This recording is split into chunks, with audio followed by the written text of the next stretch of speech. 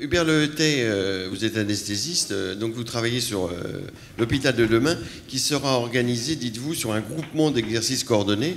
Alors vous avez une banque de données, un ensemble de données qui est unique en France et en Europe peut-être, hein, sur la relation entre l'hôpital dans le cadre de la chirurgie ambulatoire et la médecine libérale. On vous écoute pour 5-7 minutes aussi. Oui, effectivement, dans l'établissement dans lequel je travaille, on a depuis 10 ans mis en place un partenariat au départ avec l'URML, parce que l'URPC n'existait pas, et l'ARH, pour développer la relation ville-hôpital en chirurgie ambulatoire. Tout à l'heure, Madame Courage vous a dit que la chirurgie ambulatoire était un élément du virage ambulatoire. Tout ce que je vais vous dire est quelque chose qui peut s'adapter à bien d'autres thématiques, comme la sortie précoce, comme les personnes dépendantes, etc., puisque c'est quelque chose qui est tout à fait reproductible pour d'autres prises en charge.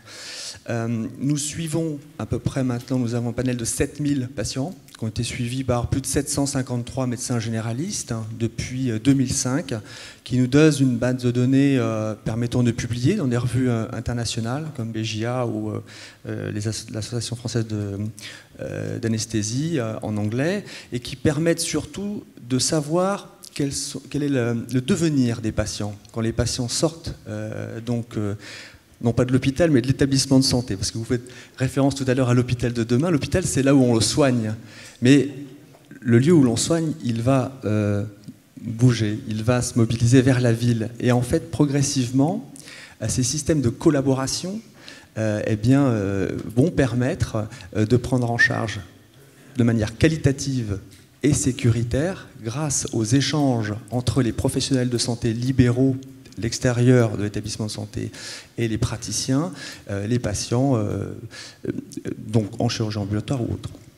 Ce qu'il est important de voir, c'est que l'évolution du rôle et du métier d'anesthésiste et de praticien, il ira vers une amélioration efficience du service médical rendu aux patients. Qu'est-ce que c'est que le service médical rendu? Tout à l'heure, le professeur Matillon vous l'a dit, ce n'est pas uniquement un soin technique. Ce n'est pas uniquement une production de soins, même si on a la qualité et la sécurité, c'est quand le patient va sortir, la capacité d'analyser les pratiques professionnelles de manière croisée avec les professionnels de santé libéraux qui viennent dans l'établissement de santé partager les indicateurs, revoir les ordonnances, revoir les processus. Et ça, c'est fondamental pour faire évoluer donc la prise en charge. Également, grâce à ces professionnels de santé libéraux, on a la capacité de mesurer l'intégration sociale. C'est-à-dire, au-delà du soin lui-même, c'est la capacité de recouvrance des facultés antérieures du patient, comment il réintègre donc sa vie sociale, sa vie professionnelle, parce que c'est un facteur de guérison. On voit le parallèle aussi avec la chimiothérapie en ambulatoire. J'en discutais hier soir. Évidemment, on peut faire la chimiothérapie en ambulatoire, mais ce n'est pas du tout la même chose. L'accompagnement n'est pas le même quand le patient est seul à domicile.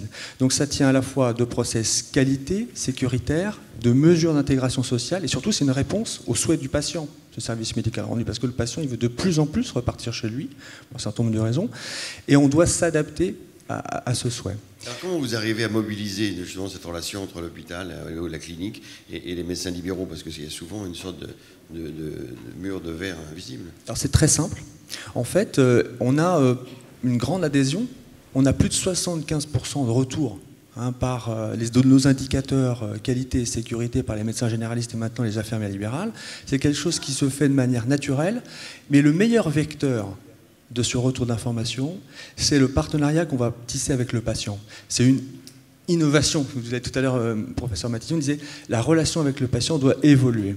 Elle évolue vers une innovation où on part d'une culture paternaliste, vers une culture centrée sur le patient, qui est à mon sens obsolète, vers une culture de partenariat avec lui, c'est-à-dire il est actif, il se prend en charge. Dans la mesure de sa compréhension, on doit partager l'information avec lui, bien sûr, mais il se prend en charge et il est le meilleur vecteur à ce moment-là de la fonctionnalité du dispositif, puisqu'il a bien compris l'intérêt, après une chirurgie de vésicule biliaire, après des chirurgies plus complexes, d'avoir un accompagnement à domicile avec des professionnels de santé. Je dirais que c'est vraiment l'innovation en organisation, à mon sens, qui est le gros potentiel donc, sur le territoire national. Et dans cette innovation en organisation, vous avez aussi une innovation donc, en relation patient. C'est un fondamental. Pour clore ça, je dirais que c'est un projet médical qui crée une efficience intégrée. C'est-à-dire qu'elle n'est pas, c'est pas le projet économique en lui-même qui est mis en avant. Souvent, on dit chirurgie ambulatoire, c'est des économies. Je crois que c'est presque un peu contre-productif de dire ça. Hein. C'est le projet médical, tous ensemble, d'accompagnement, qui va ensuite générer de l'économie intégrée. Hein.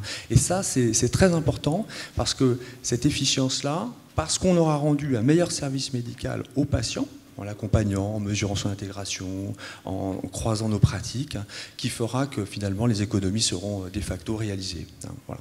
Donc en 2025, tout va bien? Alors en 2025, oui, bien avant, parce que c'est des dispositifs qui sont, je dirais, diffusables facilement. Et les compétences métiers sont déjà là. L'évolution du rôle du médecin anesthésiste est déjà donc mis en avant par les recommandations de l'ASFAR en 2009, les états généraux de la réanimation en 2010, qui ont déjà mis en place un certain nombre de choses. Et on est vraiment dans quelque chose qu'on va voir arriver. Hein, c'est une évidence, hein, on va arriver rapidement. Jean-Yves Graal, oui. Oui, j'ai trouvé très intéressant votre présentation parce que vous avez souligné un point qui me paraît fondamental et que je retrouve à travers la pratique en Nord-Pas-de-Calais, c'est l'intégration sociale. Finalement, c'est un tout. Il y a la chirurgie ambulatoire, l'ambulatoire n'est possible que si c'est bien bordé, en prenant en compte l'ensemble des paramètres, comme vous le dites, dans un contexte qui n'est pas simplement un contexte de soins, mais un contexte de santé, j'allais dire, et que le lien avec les professionnels de ville est très important, mais les professionnels de ville aussi, avec les structures entre guillemets sociales ou médico-sociales qui permettent de faire atterrir et de faire en sorte que les patients puissent le faire. En Nord-Pas-de-Calais, un des freins majeurs à la chirurgie ambulatoire, c'est la précarité, la pauvreté de la population, et c'est pas tant la question entre guillemets médicale du soin qui pose problème, mais c'est un retour organisé dans son environnement de vie qui est important. Et je crois que vous avez raison, c'est un tout, c'est l'intégration sociale. Et dernier point, je crois que vous avez aussi tout à fait raison de voir la question du métier, la qualité, la sécurité, le suivi des bonnes pratiques et de ce qui se fait, et que c'est cette intégration qui fera que le coût sera, c'est pas une question d'économie, sera le plus adapté à ce que ça doit être. Jean Manet veut réagir. Juste, avant de lui passer la parole, ce que vous dites, est-ce que c'est pas chronophage pour ceux qui sont en relation et après un premier contact physique, est-ce que vous utilisez des relations par mail, est-ce que maintenant vous passez à une relation qui soit numérisée pour gagner du temps ou pour éviter du temps? D'accord. Donc c'est pas chronophage, pourquoi? Parce qu'en fait on s'aperçoit déjà qu'on cible nos couples actes-patients, on ne fait pas ça pour tout. On va avoir des profils patients à risque pour lesquels on va chercher à avoir de l'information post-opératoire parce qu'ils sont éligibles, mais c'est une focale sur eux. On fait une focale sur certaines chirurgies, donc ça ne représente pas la totalité de nos patients. Il faut savoir aussi qu'on l'a découvert, un établissement comme le mien qui fait 200 lits, il travaille avec plus de 750 médecins généralistes. Donc ça représente à peine 2 patients par médecin généraliste et par an. Donc en termes de charge de travail, c'est faible. Donc l'impact est faible, c'est très facilement anticipable.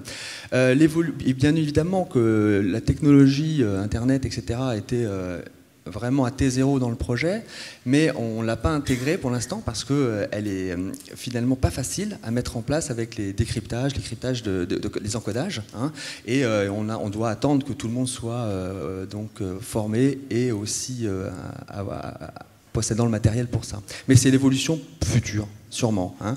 Jean Manet.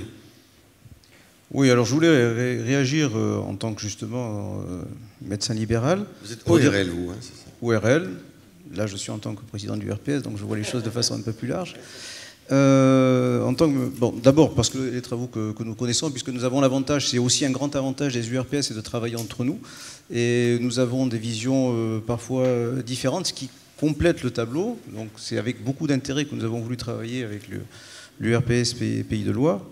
Et Pays de la Loire n'a pas encore annexé Rennes. Pas encore, pardon. Mais en tout cas, on travaillait effectivement, parce que les Pays de Loire, c'était sur l'entreprise médicale libérale, pardon. Donc il y a effectivement des travaux qui se font dans ce sens-là. Et sur ce travail en particulier, sur le point qui nous intéresse aujourd'hui, sur les transferts éventuels de compétences ou de délégations, mais ça c'est, M. Matillon a dit beaucoup de choses intéressantes là-dessus sur la sémantique, mais on n'est pas allé jusqu'au bout, je pense qu'on reviendra par la suite. il y a un point qu'il faut retenir, c'est que justement c'est une prise en main, pour moi en tant que médecin libéral, des médecins libéraux sur les parcours de soins, et ce qui est fondamental. Et c'est là qu'on voit l'intérêt d'abord pour le patient, ensuite dans un deuxième temps l'efficience économique, mais tout ça va passer par une diminution quelque part de l'hospitalisation, et la diminution de l'hospitalisation veut dire que quelque part il faut avoir des médecins sur le terrain. Les médecins sur le terrain, c'est les médecins libéraux. Donc c'est le président de l'URPS qui parle, mais aussi le syndicaliste, parce qu'il ne faut pas oublier que nous sommes tous des syndicalistes. Ah, il y a une incohérence au niveau, il y a quand même une incohérence au niveau des politiques actuellement, qui font qu'on ne voit pas, on n'a pas une vision suffisamment claire sur l'avenir sur ce point-là, alors qu'il est évident qu'il faut qu'il y ait un terrain bien particulier, un bon maillage territorial de la médecine libérale. Et c'est l'enjeu qui remet tout le monde en place. Mais effectivement, il faut que les médecins libéraux rentrent dans ces processus comme c'est fait actuellement. Merci. On va passer... Vous vouliez rajouter quelque chose, non ? Non, je disais que... Vous êtes d'accord, forcément. Oui, bien sûr, mais je crois que pour conclure, pour juste une dernière phrase, je pense que l'avenir, on n'a pas à le prévoir, mais on a à le permettre. Et l'organiser. Voilà. C'est-à-dire que nous, on doit permettre l'avenir en mettant en avant des projets médicaux, économiques et sociaux, parce qu'il y a un volet social aussi, la création d'emplois et de richesses sur le territoire national avec l'évolution de nouveaux métiers, et à la société, elle, de faire le choix de prendre de ces projets qui sont portés par les coordinations.